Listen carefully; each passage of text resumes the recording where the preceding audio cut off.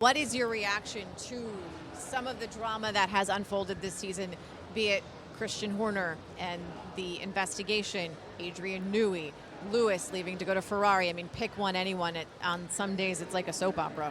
I would say these is all things that are subject that in a different way have attracted the attention of the people. And at the end of the day, there are things related to teams, related to people. There are things related to the sport, related to the attention of something that will happen next year. So all the stuff is really taking the attention of all the things, all the people that are not really also totally focused in Formula One. So that's why, going back to your first question, it's a moment that we need to respect and a moment on which we need to keep investing for our future, because it has never been so strong. When you have an investigation into someone like Christian Horner, how important is transparency? I mean, it's for sure it's important, but it's important to rely on the fact that this is a matter related to business, to company, to teams, that they have their internal compliance procedures. So we need to rely on that. Otherwise, it will be very difficult to jump in everything that we don't know the facts because we are not entitled to do. But for sure, I think that is a relevant point. One of the things, obviously, that people talk about all the time right now is the fact that Max Verstappen wins all the time. You've gone on the record and said, we're not doing anything. So why is it that Formula One stance is to not manufacture competition or to manufacture a level playing field? What I think is right to say, we are not manufacturing, fake result because someone is doing better than the others. That's not the objective of the sport. And by the way, in all the sport, for one, as lived with cycle, where we had the great racers who won for many years, many years, one behind the others. And this is not a factor that is not attracting people, because there is also the fact that if there are too many racers that are winning, then you are not able to build the legend. So we need to respect the fact that so far Max has been the best driver, and soon maybe there will be someone that will take that place. What would you like to say to fans who say this sport is boring because he's winning all the time? To these fans, there are very few. I would say we are all sold out everywhere around the world. The awareness numbers are growing, so I think that they are a very limited number. But they should stay focused on our sport, because there are big things happening. And all the cars, are very close. Things can always happen at every single moment. So I would advise them to stay with us. What changes might we see to the calendar or the way races are formatted in the coming years or seasons? Well, I think we have already done a big step in terms of presenting the sprint format. That is has been a very positive impact with the promoters, with broadcasters, with fans. And this is something that we need to stabilize. As you know, here in Miami, for example, the second in the year, we have changed the flow of the sprint. We need to make the final analysis at the end of the year.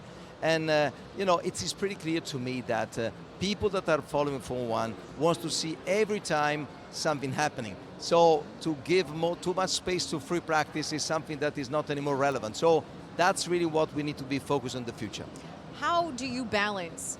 Because teams say when we have sprint weekends, it feels like we're being thrown into the deep end immediately. So how do you balance the needs of teams with the need to make it entertaining, to make it a show for the fans? I think that the needs for all of us is to make sure that we do something for the people. I mean, I understand that from the technical point of view, we'll have drivers and engineers that would love to try. It's like rehearsal, but people want to see live show.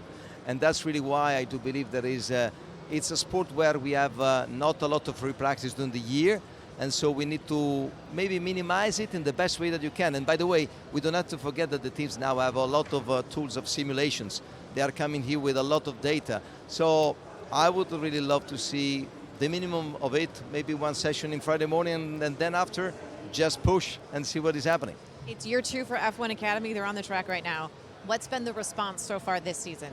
That's great. I mean, I think that the F1 Academy and our vision to invest in that specific category is really to attract women in our sport at all levels. It's not only as a driver, as we hope to see very soon, but also the movement of women be interested in the F1 world, as an engineer, as a mechanic, as a technician, as all the roles we are opening up. So I think that is an investment that will be pay off, but by the way, it's something related to our value to promote the sport to a different dimension that was not there before. Obviously, there are a number of factors that go into becoming a driver in Formula One, particularly for a woman. There's the pipeline, there's the interest.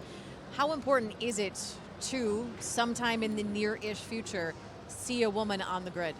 Well, I think it's important because we do believe that it's natural to see women and men compete in the same sport. We are in such situation.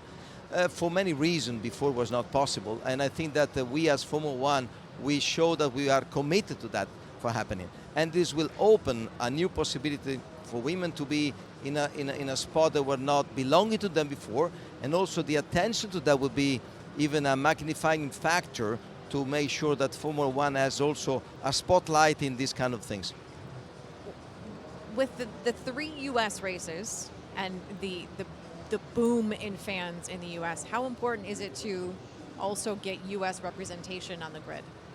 Well, it's for sure important, but the passport is not a factor that is so relevant if it's not really something related to performance. Of course, today we have a Haas team that is American team. We have a certain Logan that it's an American driver. But the passport cannot be seen as a boomerang because, of course, if there's no performance, that would be a problem. So I would love to see Americans. I would love to see Italians. We are missing, by the way, and some other nationality. But I think that the beauty of our sport is really passport neutral.